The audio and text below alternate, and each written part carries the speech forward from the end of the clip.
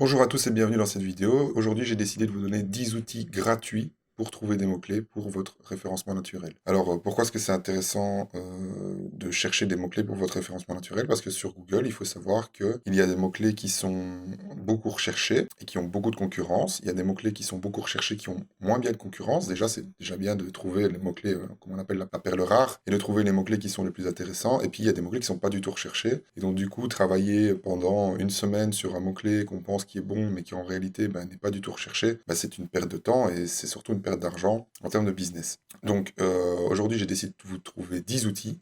J'ai réussi à en trouver 10. Je vais y aller progressivement du plus simple au plus complexe et le plus complet pour moi. Vous verrez à la fin, le dernier, pour moi, c'est le meilleur en termes d'outils gratuits, hein, bien sûr. Et sinon, si jamais vous voulez, il y a toujours les outils payants comme SEMrush que je vous conseille très fortement, qui est un très très bon outil, même s'il est relativement cher, mais il est très qualitatif. Donc, commençons tout de suite. Le premier outil, c'est l'outil tout simplement de recherche Google. Ici, tout simplement, vous allez taper chaussures.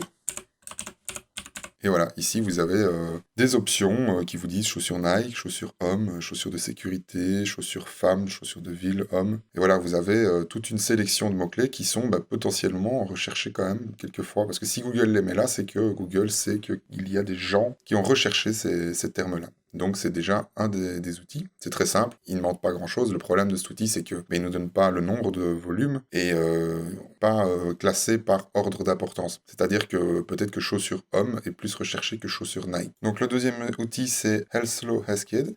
Donc bien sûr, tous les liens, tous les outils auront le lien dans la description. N'hésitez pas à aller vérifier la description pour avoir les liens des outils. On va taper vêtements, voilà, en français, la région Anse, et on appuie sur Enter.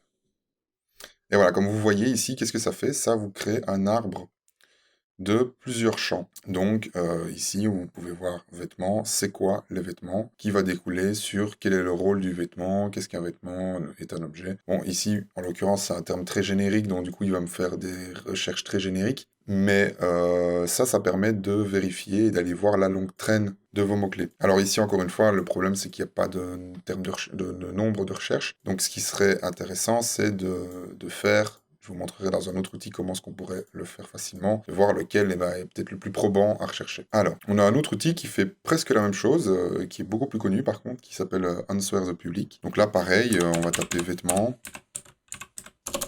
On trouve la France. Et en français. Donc voilà, pareil, ici c'est un système d'arbres qui permet de trouver des mots-clés qui sont dans la longue traîne ou des questions-clés en fait. Ici l'intérêt c'est vraiment d'avoir des questions-clés et c'est vraiment pour travailler la longue traîne de vos mots-clés. Ce qui est bien ici c'est que vous pouvez télécharger un SSV directement, donc ça c'est vraiment très intéressant, comme ça on peut directement voir la base de données et trier après avec d'autres outils, voir lesquels sont les plus intéressants. Donc le troisième outil c'est Keywords Tools. Alors Keywords Tools, ce qui est vraiment bien, c'est que déjà on peut avoir un mot-clé. Si on tape on va rester sur vêtements, voilà, en français. Ici, il nous donne une liste de mots-clés qui sont vraiment recherchés. Alors, non, c'est ça. Voilà, il faut cliquer sur Keyword Suggestion, et ici, on a vraiment tout ce qui est mots-clés qui sont recherchés. Ici, on peut être sûr déjà que ce sont des mots-clés qui sont vraiment bien recherchés, mais encore une fois, ce qui est dommage, c'est qu'on n'a pas le nom de volume de recherche. Et vous verrez, dans le dernier outil, celui-là, il est vraiment pas mal, parce qu'on a vraiment toutes les données à savoir pour faire une vraie bonne recherche. Mais là, ce qui est bien, c'est qu'on peut avoir une base de données de mots-clés. Et petit à petit, aller rechercher plus précisément chaque chiffre, chaque volume, pour voir sur lesquels on se concentre. Donc, ce qui est bien aussi avec cet outil, c'est que vous allez le voir, on peut aussi avoir des recherches de mots-clés par YouTube. Donc, pour les youtubeurs qui suivraient peut-être cette vidéo, vous voyez ici, c'est vraiment des mots-clés qui sont exclusivement sur YouTube. Donc, tout ça, c'est pour être mieux référencé sur YouTube et donc, du coup, avoir une petite stratégie de référencement sur YouTube, même si c'est pas la meilleure technique pour percer sur YouTube, mais c'est quand même une bonne technique et elle peut générer du trafic. Alors, on a Bing, Amazon et tout ça. Comme vous voyez, je ne vais pas tous les faire. Il y a même Instagram, c'est pas mal, où vous avez les hashtags relatifs les plus consultés du moment. C'est pas mal non plus. Donc voilà, ici par exemple, vous avez le début du chiffre. Hein. Bien sûr, si vous payez, il y a tous les chiffres. Hein. Ici, on en a un autre que je trouve particulièrement intéressant aussi parce que tout simplement, il nous permet aussi d'aller sur les mots-clés YouTube, les mots-clés Amazon et les mots-clés Google. Les mots-clés Amazon pour les gens qui font du dropshipping ou de l'affiliation, c'est super intéressant parce qu'il vous permet de trouver tout simplement des articles qui sont fort recherchés du moment. Donc ça peut être vraiment intéressant pour tout ce qui est e-commerce, et commerce en ligne, affiliation, etc. Nous, on va regarder sur Google et on veut vêtements. On va rester sur celui-là. Hein. Alors, en français, ici, on fait une petite recherche. Donc voilà. Alors ici, ce qui est vraiment pas mal, c'est que, bon, encore une fois, il n'est pas trié par score et de termes de recherche et nombre de recherches par mois, mais il est trié par rank. Donc du coup, il vous dit, voilà, dans le classement, donc ils vous disent pas les chiffres, c'est ça qui est dommage, mais dans le classement, voilà, vêtements, il est très recherché. Vêtements femmes, c'est très recherché. Comme vous voyez, vêtements hommes, il est très recherché. Je suis sûr que si on cherche vêtements Nike, voilà, il est beaucoup moins recherché que vêtements hommes par rapport à ce qu'on regardait tantôt sur Google, où ben, en fait, vêtements Nike étaient, enfin, chaussures Nike étaient au-dessus. Donc ici, c'était un petit outil pour vous donner ben, dans l'ordre, lesquels sont les plus recherchés. Donc, l'outil suivant, c'est Google Trends. Je pense qu'il y a beaucoup de gens qui connaissent cet outil-là. Donc, je vais vous montrer l'intérêt de Google Trends. Et c'est là qu'il est vraiment intéressant. Donc, on va regarder bah, pour chaussures, par exemple, faire le terme de recherche. Voilà. Donc, encore une fois, on n'a pas les chiffres, mais on a un graphique sur une période de date, sur une date. Donc, c'est super intéressant. On peut regarder, on va les voir en très long terme. Mais voilà, on voit que c'est assez stable, c'est un mot-clé qui est assez stable. Le mot-clé chaussure est un mot-clé assez stable. Mais ce qui est bien aussi, c'est qu'on peut comparer chaussures Nike. On peut comparer avec d'autres termes, comme chaussures Nike, chaussures homme, etc. Et donc là, ça vous donne ben, tout simplement le terme de recherche. Ah ben c'est parce que je suis en Belgique, moi. On va aller voir en France. Voilà, ça c'est le terme de recherche. Bon, on voit qu'ici, il y a eu un petit crash. C'est intéressant d'aller voir, hein. Des fois c'est toujours intéressant, on peut apprendre des choses. Mais ici on voit clairement que bah, le terme chaussure est beaucoup plus recherché, hein. Donc il a un score de plus ou moins 75 hein, en moyenne. On voit bien qu'il est vraiment sur la ligne des 75. Et par rapport aux autres qui sont vraiment tout en dessous et qui ont des scores beaucoup plus petits. Alors le score, ce qui est vraiment dommage dans Google Trends, c'est que le score s'ajuste en fonction du mot-clé le plus haut. Donc pour vous montrer, ici, si jamais je supprime chaussures, ben on passe à un score de 25 à un score de 50. Donc c'est déjà beaucoup plus haut. Mais ça, c'est juste parce qu'il s'ajuste en fonction de sur quoi il est comparé. Donc ici, c'est super intéressant de comparer les deux et on voit clairement que chaussures homme est plus recherché que chaussures Nike. Encore une fois, on fait référence à la recherche du début de la vidéo. Donc maintenant, ce que je vais vous montrer, c'est un truc qui est pas mal en termes de... C'est pour voir un petit peu la mode. C'est vraiment intéressant. Donc ici, déjà, on a des sujets qui sont très tapés. Donc là, c'est les sujets qui sont très tapés. Mais bon, voilà, j'en connais un, par exemple, c'est échec. Et échec, en termes de recherche, je sais qu'en ce moment, il a une forte croissance. On va attendre un petit peu. Voilà. Donc voilà, sur ces 5 dernières années, il était plutôt stable. Mais qu'est-ce qui se passe en ce moment? Il y a une explosion de la courbe. Alors pourquoi? Alors c'est là que c'est intéressant, c'est là qu'on rentre vraiment dans l'analyse de données. C'est pourquoi est-ce qu'il y a une explosion de courbe? Bah, tout simplement parce que Netflix a sorti une série qui parle d'échecs. Et ici, bah, on peut voir que oui, ça correspond plus ou moins aux dates de la sortie de cette série. Je crois que la série s'appelle Le jeu de la dame.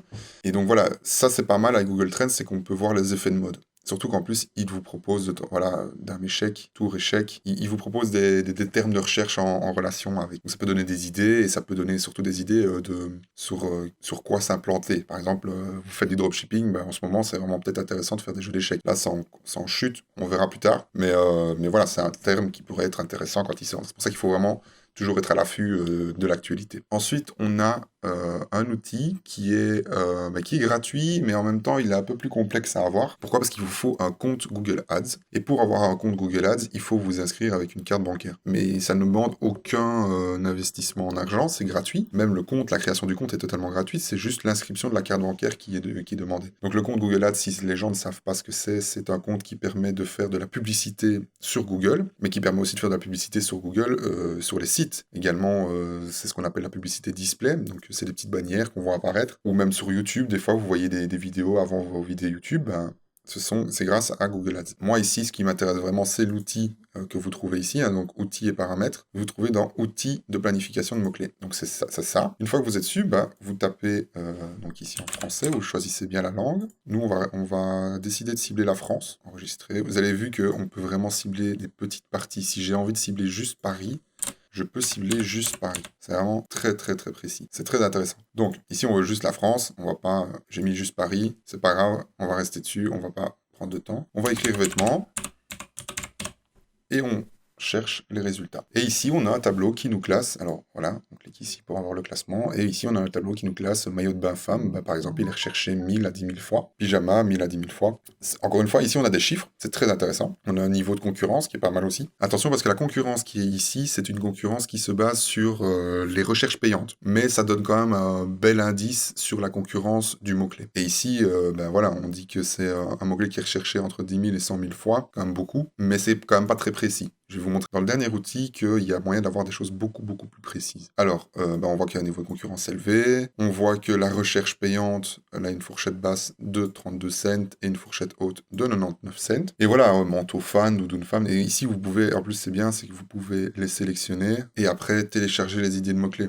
Et encore une fois, ça vous crée un fichier Excel avec toutes les données et vous pouvez tout simplement exploiter ces données, regarder, analyser et vous faire votre petite valise de mots-clés pour pouvoir faire ces recherches. Alors ensuite, on a un autre outil qui n'est pas vraiment un outil, c'est plutôt un plugin. Donc je vous mettrai le lien dans la description encore une fois. Et ce plugin, à quoi il sert? Donc là, on va aller sur chaussures. Et voilà, il s'affiche ici sur le côté et il vous donne des mots-clés qui sont similaires. C'est un plugin qui est vraiment pas mal. Honnêtement, c'est un bon outil, mais le problème de cet outil, c'est qu'encore une fois, on n'a pas le nombre de recherches mensuelles. Ça, c'est un peu dommage. Et ça, c'est vraiment... J'ai eu beaucoup de mal quand j'ai débuté en SEO à trouver des outils gratuits qui donnaient une recherche mensuelle. Alors, par exemple, ici, chaussures hommes, on va le prendre. Et pour trouver le nombre de recherches mensuelles qu'un mot-clé a, ben, il y a deux solutions. Il y a Google Ads que je viens de vous montrer, mais il y a un outil qui est encore un peu plus précis, qui s'appelle Ubersuggest. Donc ça, c'est le prochain outil.